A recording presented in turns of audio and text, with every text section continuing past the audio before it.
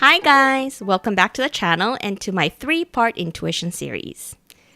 Last video, we talked about why people these days have a hard time developing their intuition and how it's embedded in our culture to give power to an authority outside of us rather than listening to our own voices. If you haven't seen the first video, I'll link it right here and at the end of this video. In today's video, I want to share with you how I develop my intuition in 3 steps. Now, if you think about the mechanism of how intuition works, it's about catching something in the ethereal, such as a thought or energy in the air, and bringing it down and interpreting it through your whole being. Developing your intuition is about catching things that are invisible. And so the best way to develop this ability is to start by catching your feelings and your thoughts and the images in your mind. But if you're not used to catching your own feelings and thoughts and interpreting that to a concrete knowing, you won't have the skills to catch, let's say, a thought from a higher consciousness. You get my drift? If you are repressing yourself or denying a part of yourself, the higher consciousness that your intuition catches won't be able to be expressed clearly. So the key to developing your intuition is knowing what your own voice feels like and trusting it so that it can be expressed without blockages. Step number 1, know what your voice feels like. In order to develop your intuition, the first step is to find out what is and isn't your own voice.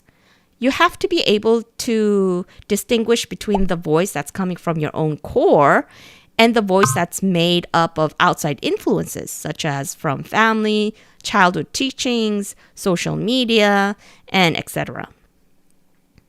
This is an act of taking back your sovereignty. But, I get it. It can get confusing, especially if you haven't developed a certain level of self-awareness. It was certainly the case for me before. As I mentioned in my previous video, I was naturally intuitive since I was a kid, but that ability became suppressed as I grew up. My intuition was so repressed that I didn't even know what I liked or disliked. Because of my upbringing, which was strict, I grew up feeling like I was wrong to like or dislike certain things, and there were so many rules about how I should behave. I felt wrong doing anything, and, honestly, I just felt wrong being myself. Anyway, when my spiritual awakening intensified, issues that were in my subconscious started to rise to the surface in a huge way. And I started to question a lot of things. I started to question whose voice was in my head. Was it truly mine, or was it from my parents? Was it from the people around me, from media? I mean, everything. And, this questioning still continues on today. And I learned that if it's coming from you, there's going to be a sturdy, solid feeling down at your gut and your heart area. You're going to feel calm and firm, like it's coming from truth. And you might also feel expanded. You might not be able to rationalize or articulate why it's true, but you're going to feel it. Now, if it's not coming from you, you usually feel it in your head. If your mind has many rationalizations and words floating around, then those thoughts are probably not from you. Most likely, you've heard it being spoken somewhere else, and it has just been recorded in your mind. And you know this when you examine those words floating in your head, and they are mostly fear-based, guilt-inducing, or judgmental. It's not from you, in that it's not from your soul or your higher self. In this way, you need to be able to distinguish what's yours and what's not yours in a conscious way. If you know what your own voice feels like and you can distinguish your own energetic signature in it, you'll be able to discern the voice of a higher consciousness that has a similar color and tone, if you know what I mean. So, I don't want to just talk on and on without giving you a practical tip here. But one practical thing that you can do is whenever you're feeling bad and it's because of a narrative that's going on in your head, try to observe what thoughts made you feel bad. But make sure you do it in a non-judgmental way, as if you're observing it in third person. Then try to remember the first time you've heard that narrative or those specific words.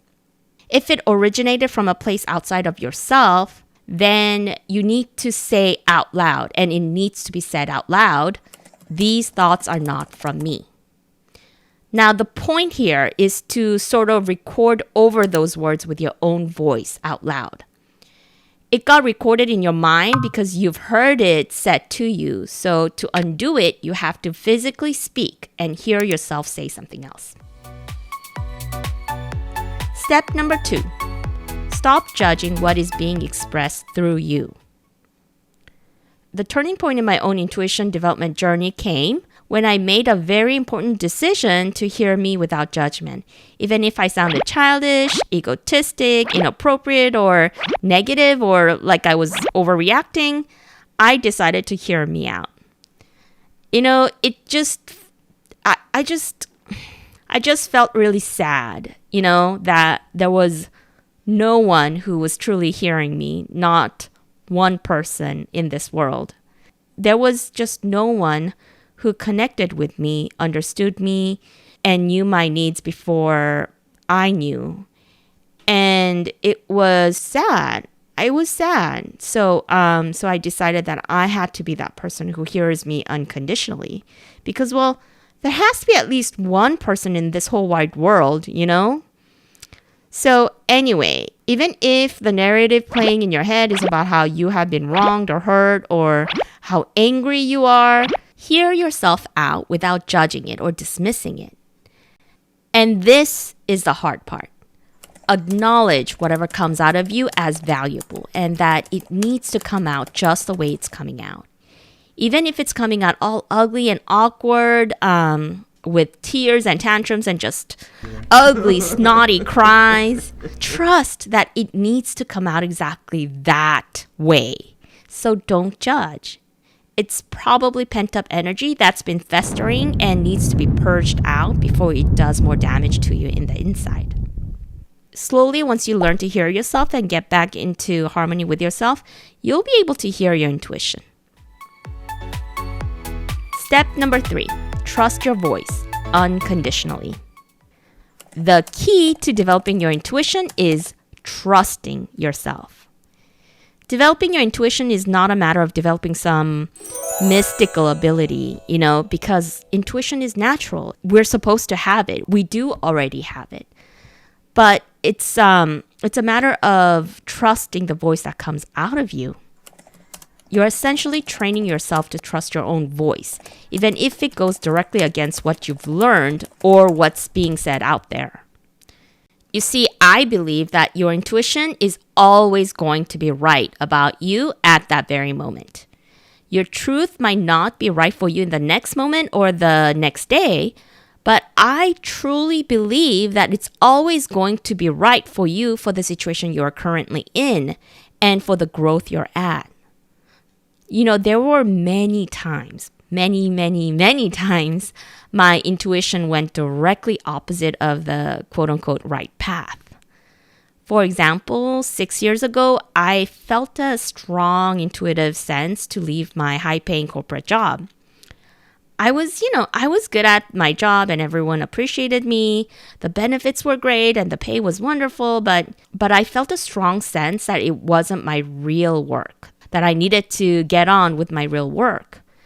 At the time, I was the only person who was pulling an income between my husband and me.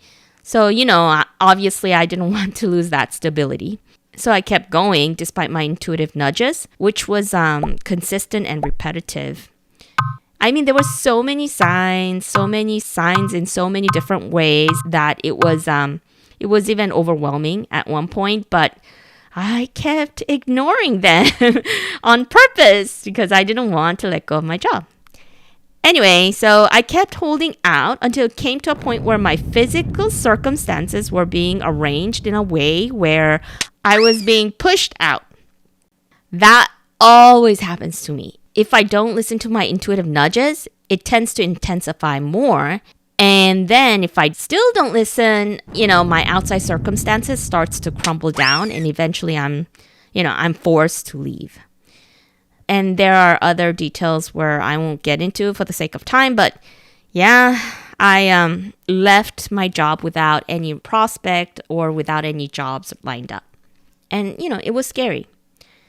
And, to be honest, people around me didn't react very well because they got upset that I made such a decision because, they were worried for me. And there were people who thought that there was something actually wrong with me. And I remember distinctly this one day when I was sitting on my bed looking out the window. I got this clear intuitive knowing that I had graduated that life and I probably won't be going back to a corporate job. And I was also shown that I will be provided for and that the universe would arrange itself just so that it could provide for me. And after that, one miraculous event after another started to happen before my very eyes. And like my intuitive vision, I saw the universe arrange itself in order to provide for me with the financial stability that I needed. And I'm grateful to say that I'm still on that journey. In conclusion, you don't have to be meditating or anything formal like that. You don't have to take time and dedicate to listening to yourself. I started by just listening to my body. Trust it when it says that it needs to rest instead of pushing it to work longer. Trust it when your body says it's hungry and feed it until it's satisfied. Adhere to your natural sleeping patterns, your natural concentration patterns, and work with yourself, not despite yourself. And that's a practice that I still do to this day. Anyway, as always, thanks for hanging out with me. In my next video, I'll talk about how to differentiate between your intuition and imagination. Have a wonderful week and see you back here for part 3 in my intuition series. Regards, Ray.